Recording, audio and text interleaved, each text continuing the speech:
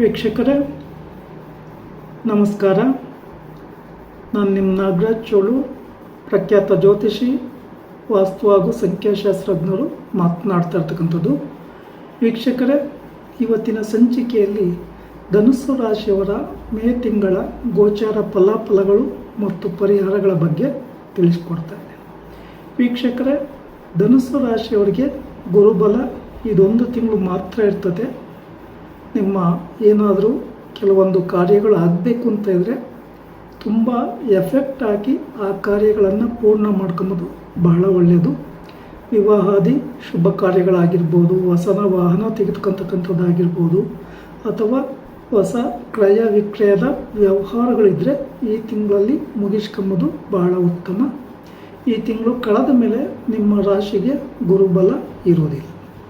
ಇನ್ನು ನಿಮ್ಮ ರಾಶಿಗೆ ಅರ್ಧ ಪಂಚಮ ಶನಿ ದೋಷ ಇರೋದರಿಂದ ನಿಮ್ಮ ಜನ್ಮ ರಾಶಿಯಿಂದ 4ನೇ ಮನೆಯಲ್ಲಿ ಶನಿ ಭಗವಾನರಿದ್ದು ನಿಮ್ಮ ರಾಶಿಯನ್ನು ನೋಡ್ತಾ ಇರೋದ್ರಿಂದ ನಿಮ್ಮ ವ್ಯವಹಾರಗಳಿಗೆ, ನಿಮ್ಮ ಕಾರ್ಯಗಳಿಗೆ ನಿಮ್ಮಲ್ಲೇ ಸರಿಯಾದಂಥ ಮನಸ್ಸು ಸ್ಥೀಮಿತವಾಗಿ ಮುಂದೆ ಹೋಗಲಿಕ್ಕೆ ಬಿಡ್ತಾ ಇಲ್ಲ.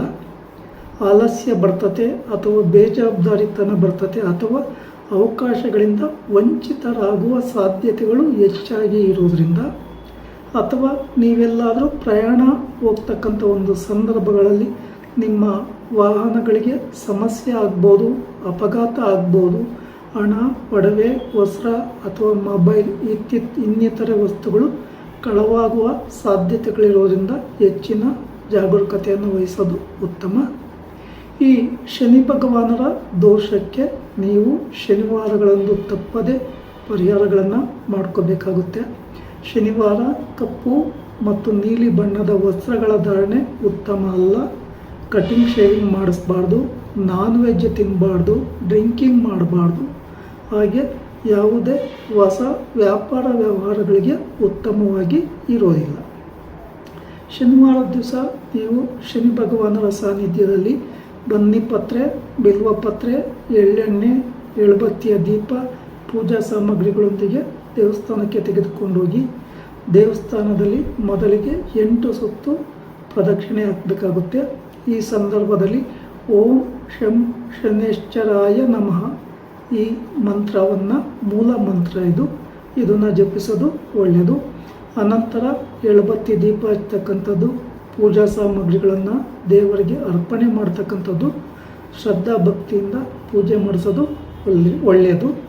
ಅಲ್ಲೇ ನವಗ್ರಹಗಳ ಸಾನ್ನಿಧ್ಯ ಇದ್ದಲ್ಲಿ ನವಗ್ರಹಗಳಿಗೆ 9 ಸುತ್ತು ಶ್ರದ್ಧಾ ಭಕ್ತಿಯಿಂದ ಕೈ ಮುಗಿದುಕೊಂಡು ಪ್ರದಕ್ಷಿಣೆ ಹಾಕಿ ಈ ಸಂದರ್ಭದಲ್ಲಿ ಓಂ ನಮಃ ಸೂರ್ಯಾಯ ಸೋಮಾಯ ಮಂಗಳಾಯ ಬುಧಾಯ ಚ ಗುರು ಶುಕ್ರ ಶನಭ್ಯಶ್ಚ ರಾಹುವೇ ಕೇತುವೆ ನಮಃ ಈ ಸ್ತೋತ್ರವನ್ನು ಜಪಿಸಿ ದೇವಸ್ಥಾನದಲ್ಲಿ ನಿಂತ್ಕೊಂಡೇ ಪೂಜೆ ಮಾಡಿಸ್ಬೇಕು.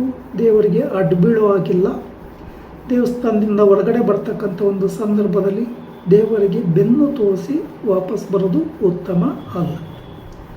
ದೇವಸ್ಥಾನದಿಂದ ಹೊರಗಡೆ ಬಂದ ನಂತರ ನೀವು ಆಂಜನೇಯನ ದೇವಸ್ಥಾನ, ಈಶ್ವರನ ಸಾನ್ನಿಧ್ಯ, ಅಯ್ಯಪ್ಪ ಸ್ವಾಮಿ ಸಾನ್ನಿಧ್ಯಗಳಲ್ಲಿ ಅಥವಾ ಮಹಾಕಾಳಿ ದೇವಸ್ಥಾನಗಳಲ್ಲಿ ಪೂಜೆ ಕೊಡೋದ್ರಿಂದಲೂ ನೆಗೆಟಿವಿಟಿ ಕಡಿಮೆ ಆಗುತ್ತೆ.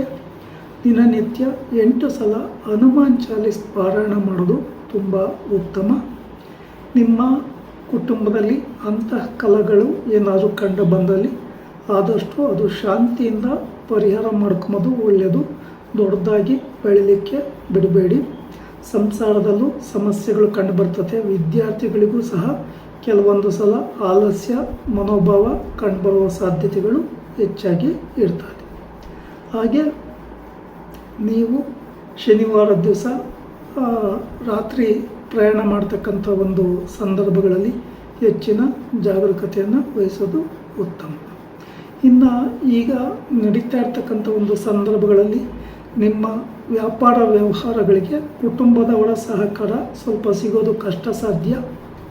ಆದಷ್ಟು ಸಂಯಮದಿಂದ ಈ ಸಮಸ್ಯೆಯನ್ನು ಪರಿಹಾರ ಮಾಡಿಕೊಳ್ಳಿ. ಯಾವುದಾದ್ರೂ ಆಸ್ತಿಗೆ ಸಂಬಂಧಪಟ್ಟ ಜಗಳ ಮನಸ್ತಾಪ ಇದ್ದಲ್ಲಿ, ಕೋರ್ಟ್ ಕೇಸ್ ವ್ಯವಹಾರಗಳಿದ್ದಲ್ಲಿ ಈ ವಿಚಾರಗಳನ್ನು ಸೌಮ್ಯವಾಗಿ ಪರಿಹಾರ ಮಾಡ್ಕೊಳ್ಳೋದು ಬಹಳ ಒಳ್ಳೆಯದು. ವಿಶೇಷವಾಗಿ ನಿಮ್ಮ ರಾಶಿಗೆ ಗಣಪತಿ ದೇವರ ಆರಾಧನೆ ಮಾಡ್ತಕ್ಕಂಥದ್ದು. ಗಣಪತಿ ದೇವರಿಗೆ ಬಿಲ್ವ ಪತ್ರೆ, ಗರಿಕೆ ಪತ್ರೆಯನ್ನು ಅರ್ಪಣೆ ಮಾಡಿ ಗಣಪತಿ ದೇವರಲ್ಲಿ ನಿಮ್ಮ ಆಸೆ ಅಭಿಲಾಷೆಗಳನ್ನು ಈಡೇರಿಸುವಂತೆ ಪ್ರಾರ್ಥನೆ ಮಾಡಿಕೊಂಡು ಪೂಜೆ ಕೊಡೋದು ತುಂಬ ಉತ್ತಮ.